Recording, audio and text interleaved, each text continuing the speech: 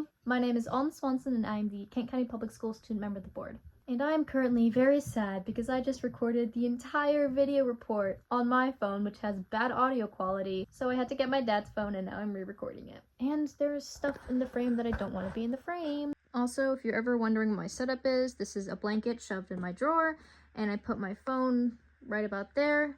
Here I am. There are my bunny slippers. Here's my computer, and that is my super legit professional video recording setup. Anyway, this is the March 10th student member of the board video report. Again, let's get into it.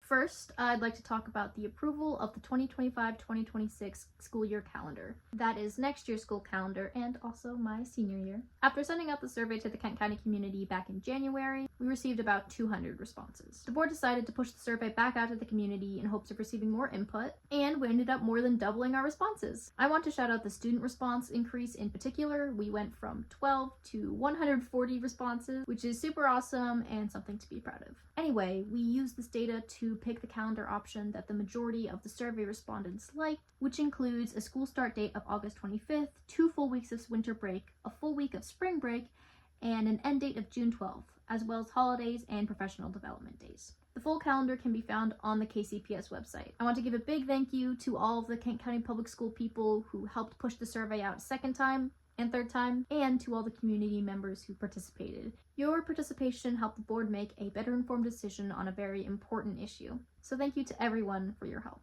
Next, I'd like to talk about some of the amazing progress that Kent County Middle School has been making recently, or the KCMS transformation. Principal Mark Buckle and Vice Principal Kelly Melvin gave a wonderful presentation that I encourage all of you all to look at if you have the chance. It can, as always, be found on board docs. Here's the YouTube timestamp if you want to view the video online. I'm going to give a quick rundown of some of the things that stood out to me, but their presentation has so much awesome information, and I'm probably not going to get to all of it in my recap, but I will try my best. One of the things that was highlighted was the shift in culture that the new administration is trying to foster, which includes proactive versus reactive intervention and the prioritization of KCMS values and responsibilities. What I took away from this part of the presentation was the school's investment in making students feel cared about. When they discussed addressing behavioral issues in the classroom, for example, they emphasized addressing the problem rather than removing it. If there's a disruption in the classroom from a student, it's often easier to just kick that kid out of class than to try to figure out what's upsetting the student, even if their behavior is a cry for help.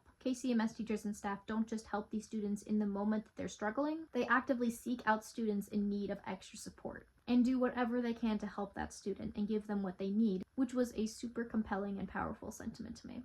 Aside from behavioral management, they are also putting in programs to strengthen and grow students' academic ability, which is also really important. They have WIN, or What I Need time, every day, in which students receive specific interventions based on their individual needs. Here are the 3 tiers of intervention that students are placed in and what each of the tiers entails. They presented test score data to back up their practices too, and across the board, proficiency levels have been on the rise. They also went over their impressive program opportunity and unified arts list, which you can pause to read more about. All in all, KCMS is making tremendous progress in many areas. Kudos to the administrative team for implementing these changes and fostering such a wonderful environment. The Board of Ed is super excited to see what you do in the future. Lastly, I'd like to raise awareness about a procedure that we have in place regarding the media credential approval process and procedures, which outlines the guidelines as to who may qualify for a media credential at KCPS athletic events. That may all sound like word salad, but I'm going to explain why this procedure was put in place and what it actually is. Because of recent safety concerns at Kent County Public Schools and across the entire country at sports events, a procedure was put in place that specifies the requirements that a media organization needs to meet to be allowed on the sidelines of sports games.